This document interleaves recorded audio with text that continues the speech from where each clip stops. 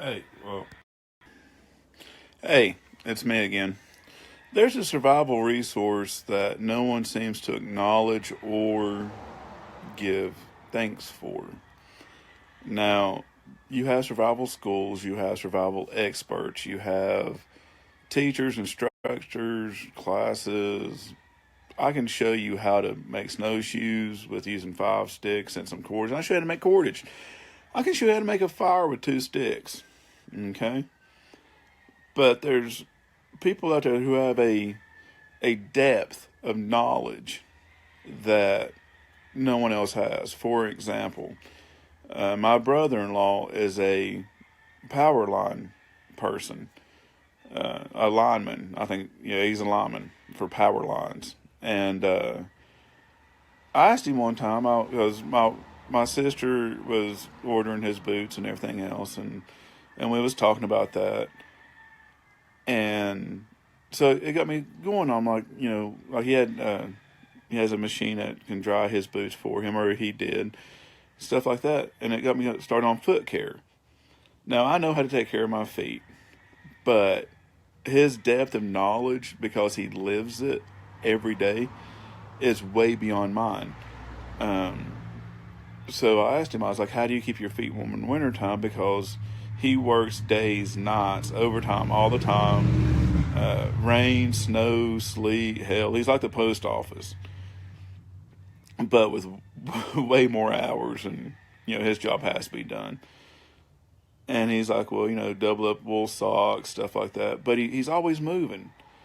And like my sister told me, he might walk 15 miles in a day and stand on his feet for 8 hours afterwards. So he's got to have impeccable feet care. Well, it got me thinking. He lives it. He's been through not having the right stuff and having to make do, and then now it's like he knows because he's had to. He's had to learn. And that got me thinking with homeless people. If you want to learn urban survival, get a homeless person to teach you. Talk to them. Get them a meal for $5, and pick their brain on what they do because they live it. The nurse. If you have nurses in your family or someone in medical field, kind of just pick their brain. They can't. Now this is a thing. They cannot replace doctors, but you can ask. If you want to learn time management, talk to a single parent with 2 kids and trying to do a natural life and a job and school and homework and everything. You want to learn a budget, same thing. Talk to a parent. Feeding 5 people on a limited budget. It's not hard, but these are wells of knowledge that people take for granted. If you want to learn agriculture, talk to a farmer. They can teach you how to plant crops, but a farmer lives it year after year after year. You cannot replace experience. You can't. So I want to give thanks to these people.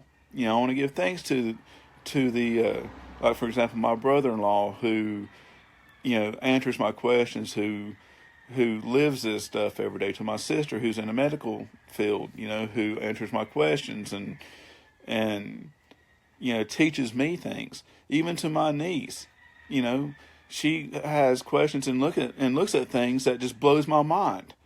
My other niece does too. My other niece is 19 years old, 18 or 19. I'm thinking 19. Uh, going to school, has a full-time job, planning a wedding.